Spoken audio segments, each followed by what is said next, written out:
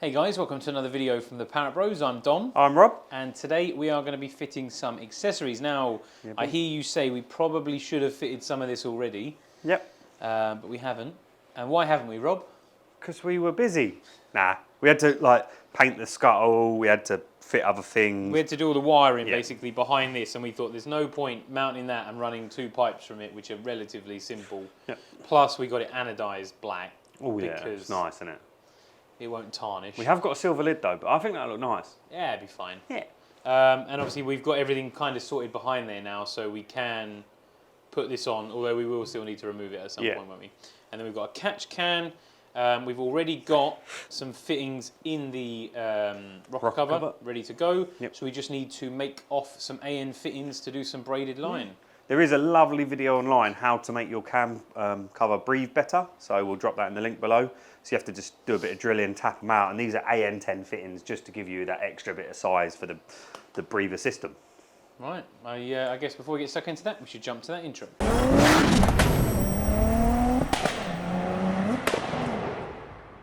Lovely catch can and nice black braided hose. So what we're going to do is we're going to start, before we physically mount that, we're going to put it roughly, we're going to work out where's your ball? Just here, mate. Okay, this cool. one. So pass us that. We've worked out roughly where we want them. You need to obviously come down below where the bonnet is going to sit, for obvious reasons.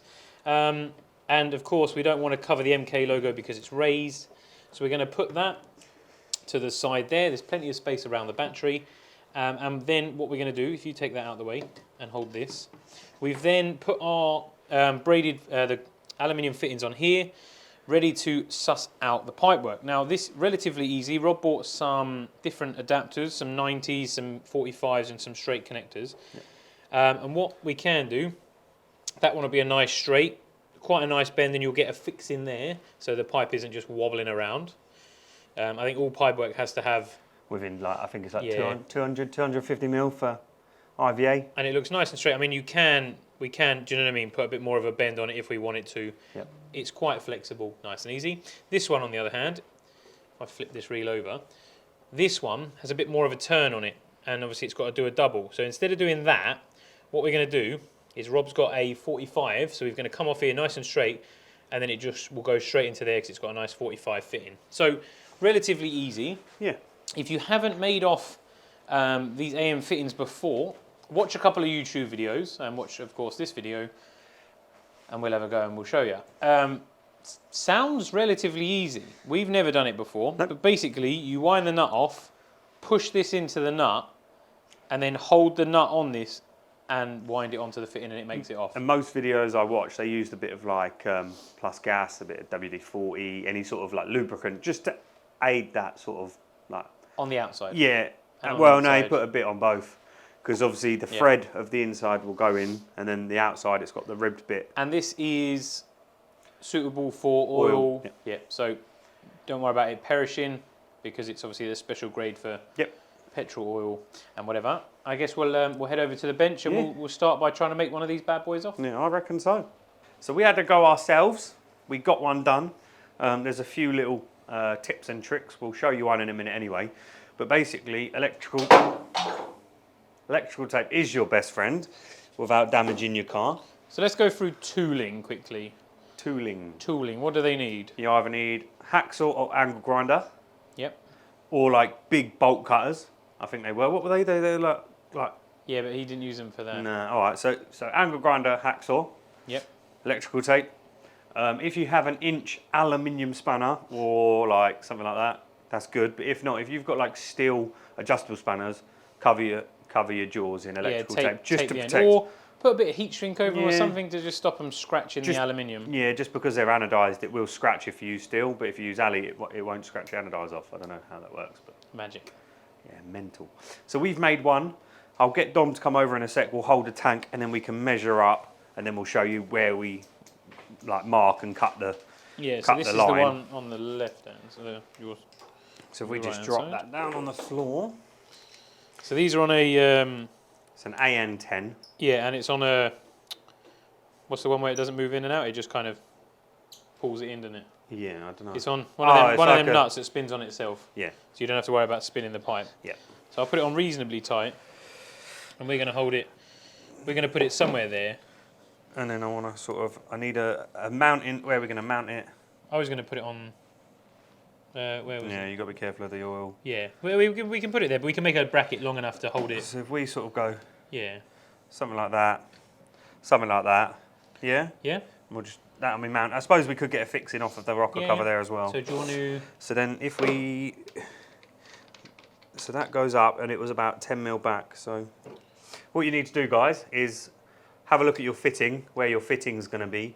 And in the end of the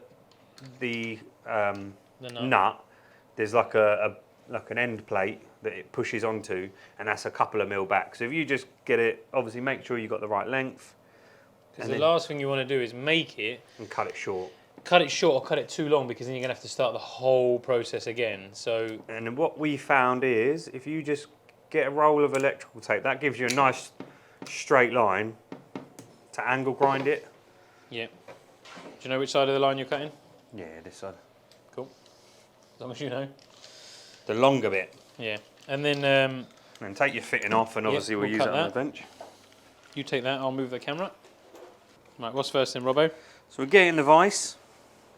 Get it nice and tight and sturdy. And you need free hands. Could you snip that up for me, please, kid? Yep, don't go too crazy. Then what we'll do, guys, is I'll hold it. Dom will cut it. Which side am I cutting? This side, yeah.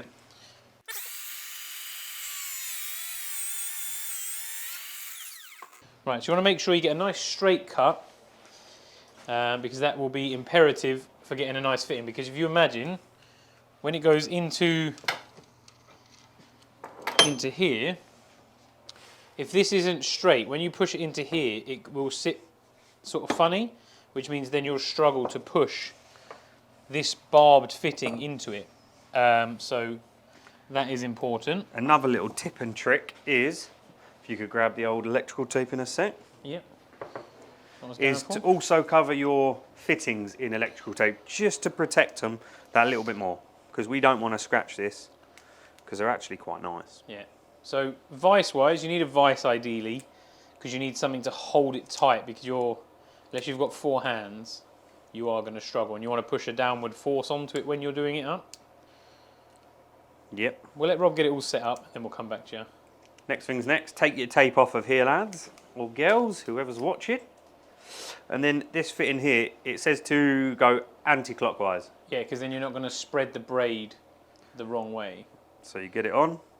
It feels like it pushes on nice, but you have to look through the top and make sure it's touching against the seat. So I don't know if you'll see this. Yeah, we'll probably struggle with that.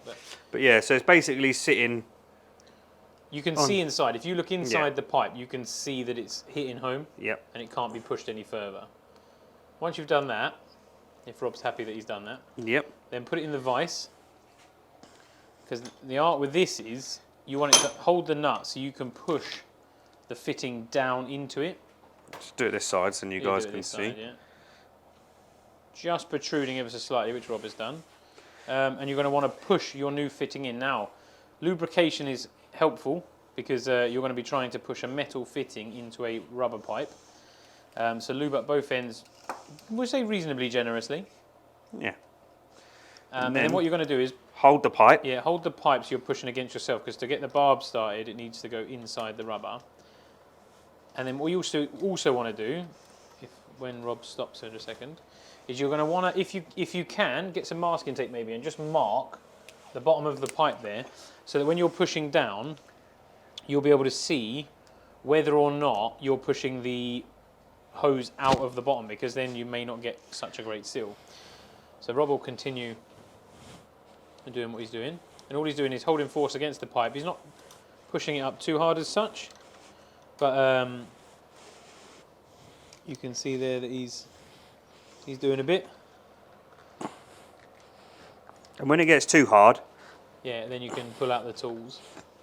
It may drop a couple of mil, and that's okay, but you don't want it to drop too far, because then you're not going to have a good connectivity on the pipe. Again, keeping the pressure on the pipe underneath whilst you're doing this up. Now this will apply to quite a lot of cars. If you want to do braided fuel lines, you want to do braided water lines, you need to make sure you obviously get a decent fit in, because the last thing you want to do is have a leak. Braided pipe is quite a nice looking thing as well, aesthetically. in the engine bay. Plus with the AM fittings, it's always nice.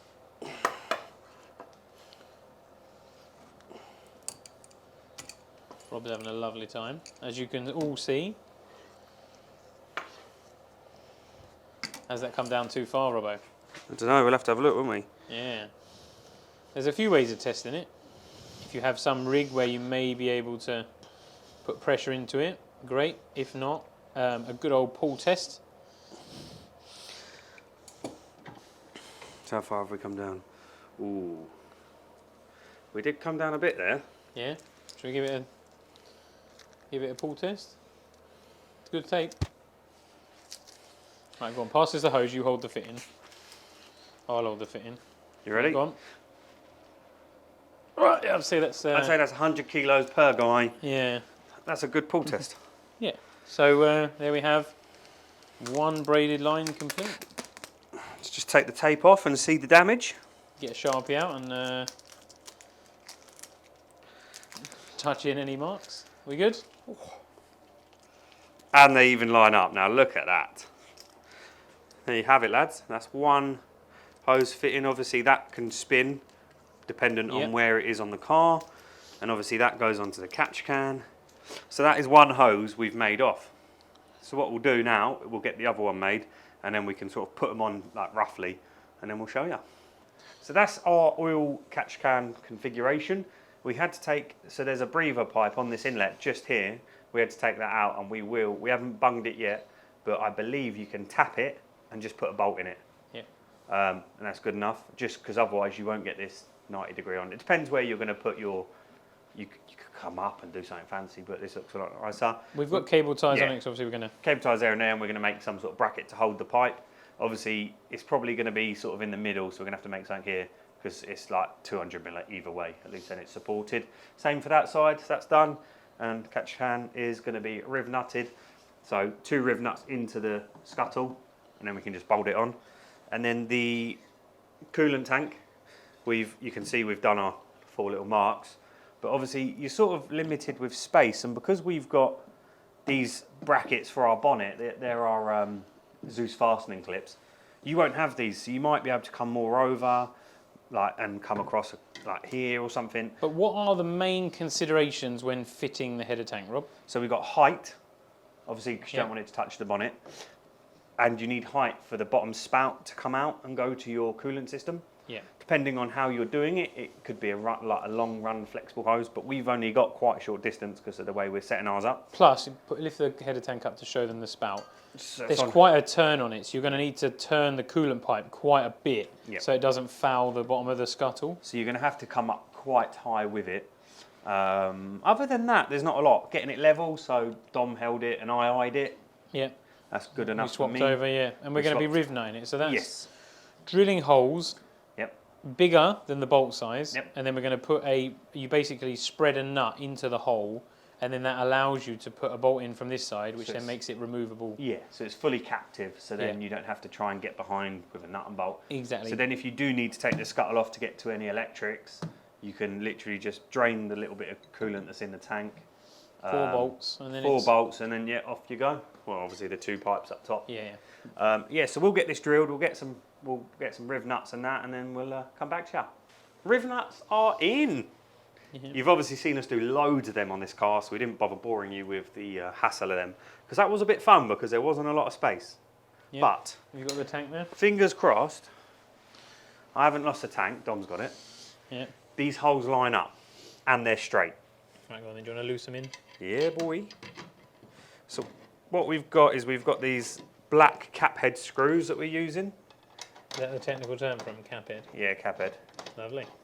Black, of course, because everything is black. Black, yeah. We like everything nice and subtle on this car. Yeah.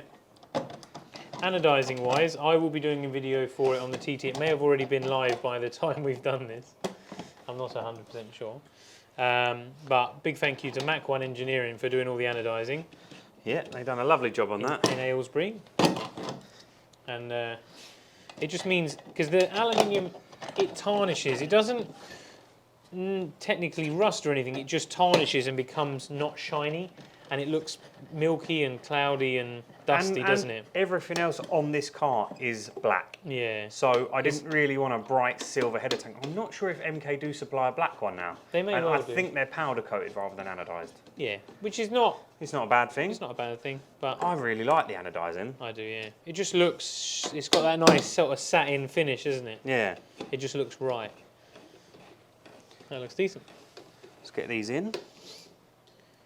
Nip them up. And I was worried about the brass fixings behind, but you can't see them. I was going to say you definitely. I'm can't see proper them. OCD, as you can tell. Oh yeah. I'll just give it a quick wipe over and we'll get the cap, shall we, Dom? Yeah. Where is it? In the box. It's probably in the bottom box behind you. Of course it is. And no word of a lie, it probably is the bottom box. It probably is. Let's have a look. Let's give it a little wipe. Bit of juicy details.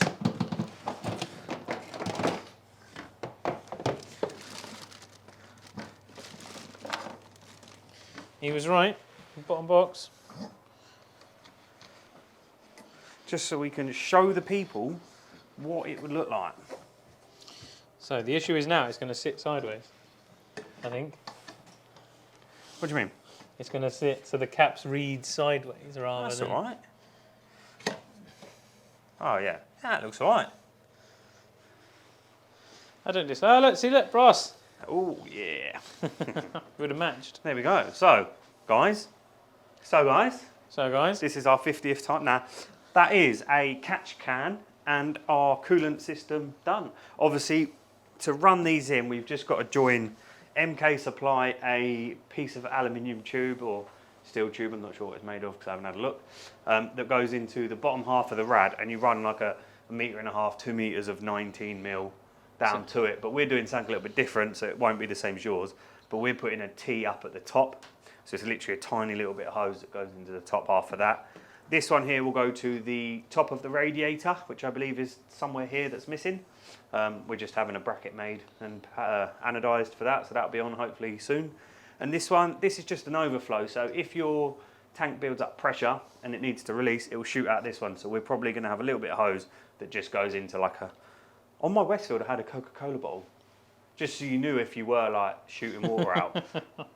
But they do some for the go-karts. We'll probably get some. Well, I need a little bit bigger than a go-kart. But we probably will do some sort of catch down here, just so we know if we are like too full or anything, because you want to know if you've shot a load out, if you need to top it up. Or Yeah, anything. because you're not regularly going to check it. No, so. And obviously it's not clear, so you can't see how much coolant you got in there. So you want to obviously, once you've set your levels, after a few drives or whatever, just check your overflow, make sure you haven't blown any out, and then at least you know.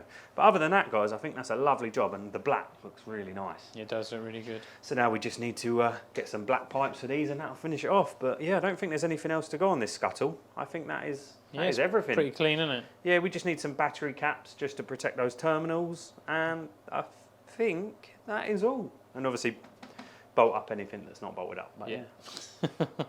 Other than that, guys, yeah. What do you reckon? Yeah. Would you fit a catch can? It's not too hard a job, makes the system breathe a little bit better, and catches any of that extra oil that would have gone into your inlet plenum. So yeah. Until the next time, I think that is it, boys. Yes. And girls. Bye for now.